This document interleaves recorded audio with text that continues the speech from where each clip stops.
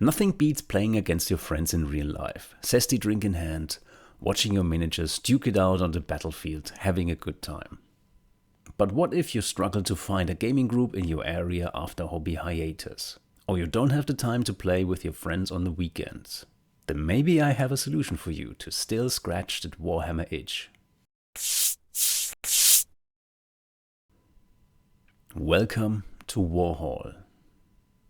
Warhall is an online tabletop simulator especially designed for rank and file games like Warhammer The Old World. So I want to show you the differences between the paid version and the free version and why I think this is a very good option for you if you don't have too much time playing the game. And in the end I will go into a little tutorial to show you how to actually use the tabletop simulator to play the game. Heads up, this is still a tabletop simulator, it's not a completely scripted game. So this game is not playing the old world for you. You still need to play the game like you would do in real life. Which means you need to know the rules, you need to have the rules, but, well, you don't need to have the miniatures. So also if you want to proxy an army, try something out, this might be the choice for you. Okay, all you need to do is go to the website, warhall.eu. And then you just have to create an account. As mentioned before, signing up is free and you can try it out without having to pay anything. On one side, you can play it online, just in your browser, like this. And you can also download a desktop application. So you can start it like any other game and just have it run a little bit smoother. As mentioned before, there are two different versions to Warhall. You have a paid version, it starts at $9 or $10 a month. And there is a free version, so you can try it out without a problem.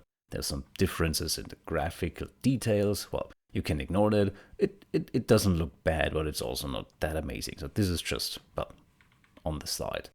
It comes down to, when you have the free version, you technically really need to play the game yourself. You need to know the rules. There are no helpful tips or pop-ups in the game that show you the stats or anything else. Also, it comes down to this little feature here, I think. Import full army lists.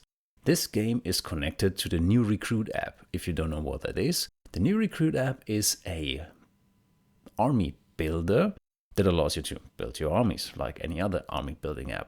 And this is connected to this little program here, so you can import your full army list just by clicking on it. This is very handy. It comes with a few other features that are just, yeah, they're alright, but it's not that impactful. Unit stat panel is very interesting.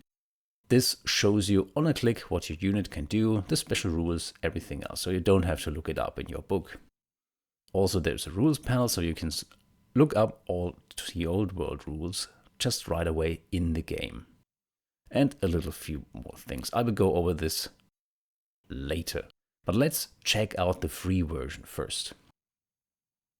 Right now I'm on the web page and we just get into it. Just hit play. So I'm already logging in here. And then you are in this little browser window. So here you can look for games that are already running. So if your friend already opened a room, you can just hop in there. You can also look for open rooms if you want to try and play against a random person. So I'm just going to click on new room. Then if you want your room to not be public, you just hit this button, then you choose a password, and down here in this little drop down menu you have the option to choose different rule sets. I'm going for the old world, obviously. Then just hit create.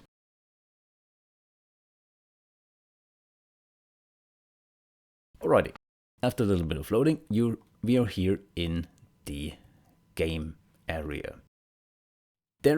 If you start the game for the first time, there would be a little pop-up that offers you a tutorial so you can learn how to navigate the game with how the camera moves and everything. So I won't be going over this. This is very straightforward. But now we are going to look how you can actually make use of this little tabletop simulator. As you can see, it's not scripted. You need to do everything yourself. And in the free version, you can now hit create. So this little window here offers different options to create something. For example, a battlefield. So these are pre-generated. Open Battle A, for example, you also have different options down there for the different game modes, like flanking attack and everything else. Let's go with Open Battle, and you can see it already popped down the battlefield. The deployment zones, however, are just a feature of the paid option. So in this version, you will actually have to measure everything else. This is technically like playing Warhammer in real life. You need to do literally everything yourself. So just click Create again, and then you insert a ruler. So to start measuring your deployment zones, you would put down a ruler and measure 12 inches, like this. Then you also need to get your army list, and you go on Create. For example, if I'm going to play the Empire, like I usually do, then you choose the Empire of Man, some core units, maybe some state troops, and then you have the rank and the files, and you can choose how many command options you want to have. So here, 4 ranks, front, maybe a champion and a standard bearer. Then you hit Create, and our little guys are here in those forests. This is a little bit tedious. So if you want to use the free option, the game works. But if you click on the unit, there's nothing here, just says 20 state troops. So you will have to communicate everything with your opponent. So this is actually like playing the normal game, and this will take a lot of time. So I would actually suggest you choose the premium plan. And the good news is you don't have to hop into a paid plan right away. If you are going to download the desktop application, then after the first or the second time you're booting it up, there will be a pop-up that tells you get 1 month of premium for free. So you can actually try the whole game out for free, and you have every option available. So let's hop into this right now and check it out. And here you can see it literally looks the same as before. And we just hit New Room. We make it a private room again, give it a password, and then hit Create. So I haven't paid anything for this right now, and I'm still running on the 1 month free trial. Alrighty, back into the menu, into the battlefield. It looks the same as before, but now if we hit Create, we can hit Battlefield right there. We choose a map, and now we choose the deployment zone. In this instance, Open Battle. And now you can see you already have those lines here created.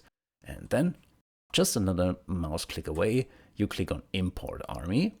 Here, this you have to connect to your new recruit account. But after that, you just have everything you ever created, every single army list available right here. So I choose the Empire of Man, Speed and Power, that's the name that I gave my army list. Down here, you can actually try and recreate your IRL army scheme. So as an Avalon player, this is my army scheme. So I hit Deploy. And there is my whole army. Literally everything that I chose in the army builder, 1 mouse click away. And if your opponent does the same thing, you would now be able to have a game of Warhammer. And this is where I think this little tool is really, really handy. You can have a match so fast set up, and you can jump in right away. You don't need to drive to your opponent. You don't have to set up the table. So if you are really, really strained of time, this is a good way to get your Warhammer fix. Also, there's a really neat option right here, menu. You can always save your match. I saved some before. So you can just you can close the game and you can stop playing anytime, and then you can just reopen it and go from there where you stopped. So for example, if I now click load, and the little test game I had before, you can see, the old army is now still in here. I needed to delete this first, but here you can see I played with my empire against 2 friends at the same time. and they had a combined army between their orcs and goblins and some wood elves. And this is actually where we left the game the last time. So I could just jump right in here again and continue. Okay, but how do you actually set up the game right now? There are some minor details you need to maybe keep in mind if you want to have the same experience like playing the game IRL. So first of all, I jumped into the room, I open it up. So now I'm in here in the lobby alone. So this is me, so I need my friend to hop in there too. Now that my friend connected, we have actually 2 people here in the lobby. You can actually have a few people in there. You can have spectators, or as mentioned before, it actually worked that we played 2 players against 1 player. So now to make him from a spectator into a player, you just need to click on your mate with the right mouse button and then hit allow to play. Then the game asks you if you want to set up a new game, just hit yes or no. And then you can choose the battle again. This is now the game set up. I hit create, import army, choose the same empire army again, and there it is. Of course, my opponent would do the same at this point, and then we would just start playing. A very nice and handy thing down here, you can see those are some colorful tokens. The game actually knows everything that you put into your army list. For example, I have a mage in there. It's this guy, my wizard lord. Down here you can now see the difference between the free version and the premium version. Right away you can see everything that your wizard lord can do. All the stats that he has and also all the equipment, the special rules, literally everything. And if you choose to take some special equipment, like the one of jet, for example, it's already put in here. So you can actually just play the game. You don't need your army list on the side. You have everything in the game. Also, if you click on the one of jet, it opens up this little handy window. And if you don't remember what it does, you can actually check the rules again. Speaking of that, coming back to those nifty tokens over there, this is actually the lore of magic that I chose. So you have all the spells right here. So after you rolled for which spell your mage has, you can delete the ones you don't need and you take the other ones and have them handy right there. You can also pick them up and place them where you want them. Also, I have some Sigma priests and also 1 Ulrich priest, so those are the other spells that I have for my priests. If you have a fat finger at any point and you delete it, then you always have the chance to use this handy create tool. Down there you can create the battlefield, as mentioned before, you can import your army, you can create more units, also more terrain if you need it, but also spells, tokens and rulers. Let's check this out. So if you have a spell and it goes missing, I think this was a dark magic spell, you just hit dark magic, take the infernal gateway again, and then it's created. There you have it again, it's back. Also, this is handy if you're playing, for example, the Wood Elves. Then down there you have the Lore of Athelloren, and then you can choose one of your signature spells from your army book. The Create tool, it's very, very powerful. You will use this all the time, and I love it. For example, you also have some tokens. A 3-inch or a 5-inch token. This is your blast template, so if you're hitting something with your mortar, this is actually what you would choose to count if you hit or not. Also, there are some magic spells that you can put in there. For example, is this the Foot of Mork and Gork? So if you're playing against an orc player, he will love this little model here. And also, I showed this before, the ruler. It's a handy tool. You can just drag and drop it here to get it to 24 inches, for example. And then you can grab it, for example, to measure how far can I charge. And then you just pick one of these ends and you drag it around, and it's quite easy to use. This was the basic setup of the game. Now let's have a closer look at our units. As you can see, those are quite distinct. So even if you zoom out really, really far, I think you can still, if you know what your army is and what you're doing, you can still recognize everything really easy. Those are some demigryphs, those are some knights, state troops, the steam tank, and everything else. But if you want to zoom in, there's actually a difference in your models. For example, this little guy here, he holds his lance a little bit different. And if you click on the regiment once, it opens up the regiment. So you can see it's 3 Demigryph Knights. But if you double click on one model, then it actually shows you what the difference is in each and every model. So those are 2 normal Demigryph Knights and 1 champion. This is handy if your enemy, for example, also puts a hero in a regiment. To do that, you just click on the hero, hold your mouse button and drag it, drop it to the regiment. And now this little guy here joined those ranks of knights. And if I click on it again, there is the knight regiment. And if I double click it, then it's the priest of Ulrich. Also, you notice always the command units. They will spawn on the edge of the regiment. So if you want to have them on another position, just double click and then hold your left mouse button and drag and drop the champion, for example, into the middle here. And the same goes for the standard bearer. I would actually recommend doing this before the start of the game, so afterwards there is no discussion where the champion stood. You might have noticed also that those guys are now in rank and file formation. So if you want to change that, I have a rank of 5 and it's 4 or 5 deep.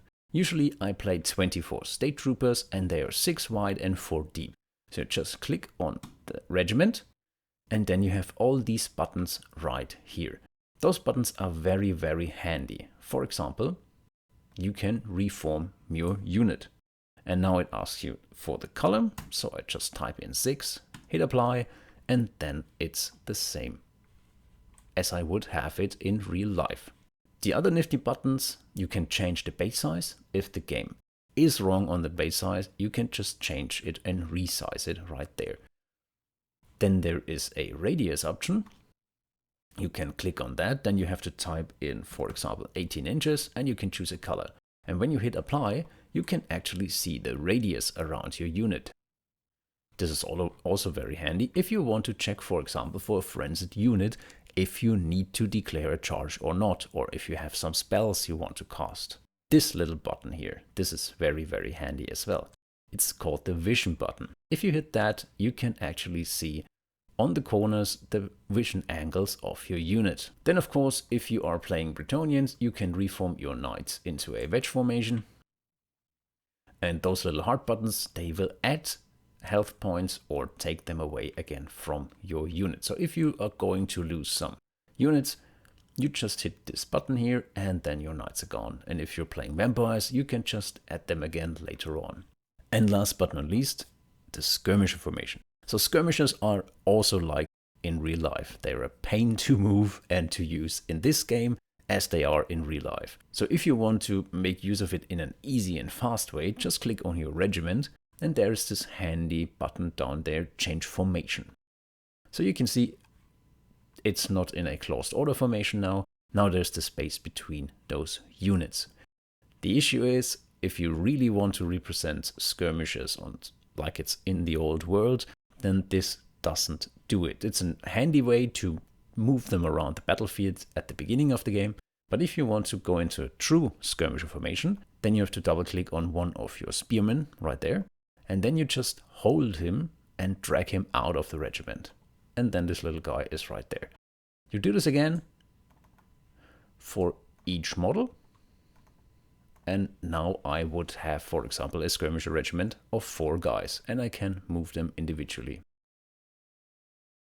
If you want to reform a regiment, then you just hold them again and snag them to each other. This is very handy, for example, if you're finally going to charge a unit and if you want to fight them. And there we have it, and then we can just reform them with a column again, and now we would have some skirmishers fighting. Now I showed you everything you need to know about how to manage your army, set up the game, and also manage your regiments. Now let's see what you actually need to do and how you can do this to play the game. You might have noticed down there is a dice symbol. So this is where you would roll the dice. So for example, if you are going to roll for roll for sides, you don't have to type anything in there. It's already 1d6. You just hit on this little dice symbol and then 1d6 is rolled. At the same time, if you're later on going to fight and you have 9 attacks, you can either type it in or just click on the plus or the minus and then hit the dice symbol again. And this is very, very handy. So you can actually see the dice roll that you had individually, but also down there it's going to tell you if you're going to hit on a 4+, you hit 3 times. So if you don't have a special rule, like for example, some poison attacks, you can just ignore the dice roll up there, have a nifty and quick look at 4+, and then just add 3 more dice and roll for your wounds. If you need a different die, then you can hit this little drop down menu here and change to an artillery or a scatter die. It's also worth noting this handy little window is not only for you, your opponent can see it as well. So they can always see and read what happened in the game, which dice were rolled, what the dice say, etc. If at any point the terrain becomes a little nuisance, you can always hit battlefield and flat terrain. Which means, well, those trees are getting flattened and you have a much easier time seeing your units. If you don't like the battle preset, you can just grab any of those scenery pieces and move them around and change them up. If you're done setting up your table, you can just hit battlefield, lock terrain. Now you don't pick them up anymore and you don't move them all across the battlefield by accident. Okay, let's pretend we're actually having a game here. Deploying your units is fairly easy. You just click on them and then drag and drop and place them on the battlefield. So my outriders are actually placed there. If you're finished with your deployment and you don't want those deployment zones, just click on Create, Battlefield, Deployment, and set it to None. So they are now hidden and they don't distract you anymore. You might have noticed, every time you pick up a unit and you're trying to move them, it will show you the inches that you moved. Also, it will display it down there, so your opponent knows how far you moved. But how would you move those units around according to the old world rules? It's fairly simple. Click on your unit and you have those 3 little dots right there. Those are your pivot points. So if you want to pivot your unit, you just click on one of those dots and then you can pivot the whole unit. It also shows you the inches that you move. This is very, very handy. For example, if I want to pivot right there, then I use 2 inches. So those outriders, if I'm going to march, they would have 16 inches. So I would have 14 inches left. If I then want to pivot again, I would hold down the other button, 4 inches. So I'm down to 10-inch movement. If you then want to move straight ahead, you just click on the unit and you would drag and drop. But as you can see, it's not a straight line. If you hit Shift though at the same time, then it's locked to a straight movement. This is incredibly handy. So if I would continue, I can move my remaining 10 inches. And just like that, you move the whole unit in just a few seconds. Okay, let's get into the meaty part of Warhammer. Shooting and, well, melee fights. Let's pretend I didn't march with those outriders and I'm actually able to shoot. I will just scroll out, grab my handy ruler right there, and then I would measure how far the enemy unit is away. It's 11.9 inches from this little guy and 14 inches from this guy, or 13.3. So I can easily see which unit has to shoot on long range or not. So maybe 1 guy, 2 guys short range, 3 guys long range. Also, you can always click on the unit and show those lines of sight again, if there's any doubt if they can shoot. Alrighty, outriders, 15 shots, 6 of those short range. So I just go ahead, grab 6 dice and roll them. Then just check the result down there, 5 and 6s, so there would be 2 hits. And then I would roll for the wounds, a 2 and a 5. Now, those bestigors, if I forgot how much toughness they have, just click on them and then there's the handy profile. So toughness 4 against strength 4, the 5 is actually a wound. So they have heavy armor. Now my opponent would roll for armor saves, in this case a 6 up. I'm doing this now for the opponent, but usually the opponent would roll now and then armor saves of 5, so he failed, and then they would remove 1 bestigor. Then you would continue with your other wounds and your other shots. But what now if I'm going to get charged by those bestigors? Just let's pretend they can actually charge this far. So the opponent would roll for their attack, then pivot them, move straight ahead. But now you would actually do this. But this is a little bit awkward. So if you're going to click on this little magnet symbol up there, your unit is becoming magnetic, which is pretty nifty, because then if you are going to drag them, and for some reason it's not doing it right now. Why? Oh, I figured it out. So I am actually playing against myself, so those are my units. This is why the magnetic tool doesn't work. Usually if you would move up this unit here, it would actually automatically snap like this and place the units like this, and they are perfectly formed for a melee fight. So just keep this in mind. If you want to charge, use the magnetic tool, and that's all there is to it. As I mentioned before, you still need to play the game yourself, but also you would do this in real life. But I noticed all these little nifty tools, the easier movement, the easier measuring, the setup, all these things, they actually cut down the playtime for me in half. It is not the same, don't get me wrong. Playing IRL with your miniatures, it's a different feeling, and it's always going to be better. But if you don't have the time, or if you don't have the players in your area, this is an option for you to still join the hobby, have fun with the old world. It's a nice game. I really love it. I've been playing it for the past 2 months constantly. I had 3 matches in Warhall alone. This week, I can just recommend it to you. Check it out, try it out. I think you won't regret it. You don't have to sign up for a paid plan right away. You can have 1 month to try out the premium for free. I'm just a fan of Warhammer The Old World, and I wanted to share this with you so you can maybe hop into it and have a game now and then. And if something comes in between, a player needs to leave, you always have the option, don't forget, to save the game, and you can load it again and just hop into it at any time, any place. I hope you're now equipped to play the game. I hope you know what it is and what you're getting yourself into. And if you're having fun, let me know in the comments. And if you still have any questions, I try to answer them all. And if you liked the video, hit on the like button. Thank you for watching.